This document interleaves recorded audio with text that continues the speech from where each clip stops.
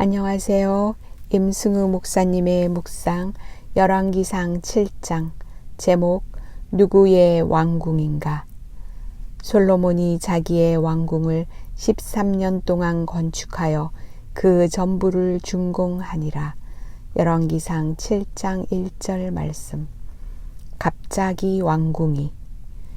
열왕기상 5장에서 8장은 성전 건축 준비부터 성전 봉헌식까지 성전 건축 전 과정을 기술하고 있습니다. 그런데 갑자기 중간에 솔로몬이 거쳐야 할 왕궁의 건축 과정이 언급됩니다.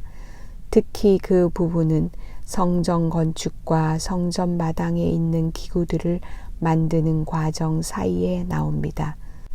즉 성전 본 건물 건축을 마친 바로 다음에 왕궁 건축 과정이 나옵니다. 이로 보아서 성전과 왕궁은 밀접한 관계가 있는 듯 보입니다.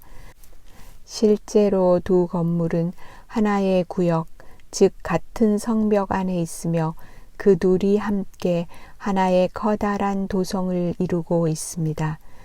솔로몬에게 왕궁의 건설은 자신의 거처를 마련하려는 의도가 아닌 하나님의 통치를 상징하는 도성을 완성하는 성전 건축 과정의 일부였습니다. 그렇게 솔로몬은 자신의 왕궁을 하나님의 보좌 가까이에 지었습니다. 누구를 위한 왕궁인가? 그런데 솔로몬의 왕궁은 성전보다 2배 정도 더 컸습니다. 아무래도 많은 인원이 거주해야 하는 필요로 인해 그럴 수 있습니다. 문제는 솔로몬이 바로의 딸을 위해 궁을 지었는데 그 집도 예루살렘 성 안에 있었다는 데 있습니다. 그리고 솔로몬의 궁은 성전이 아닌 바로의 딸을 위해 지은 궁과 붙어 있었습니다.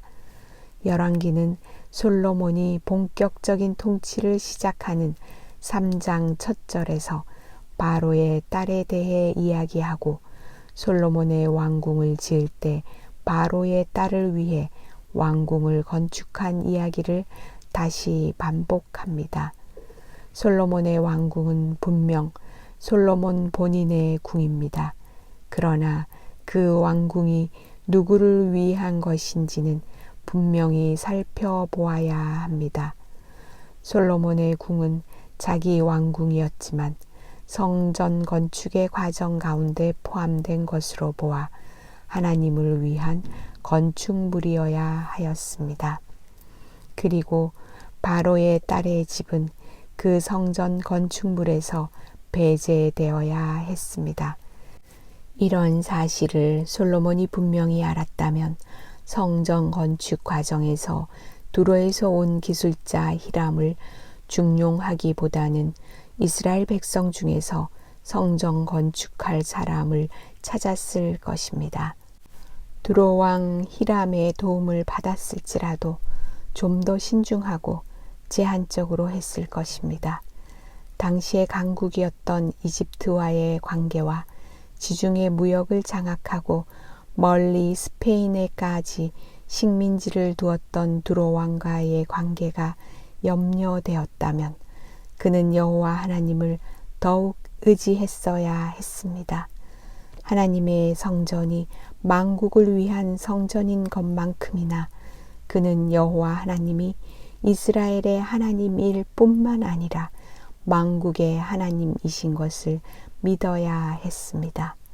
기도, 우리 자신과 거처, 그리고 우리의 공동체가 누구를 위한 것인지 다시 확인하게 하소서. 아멘.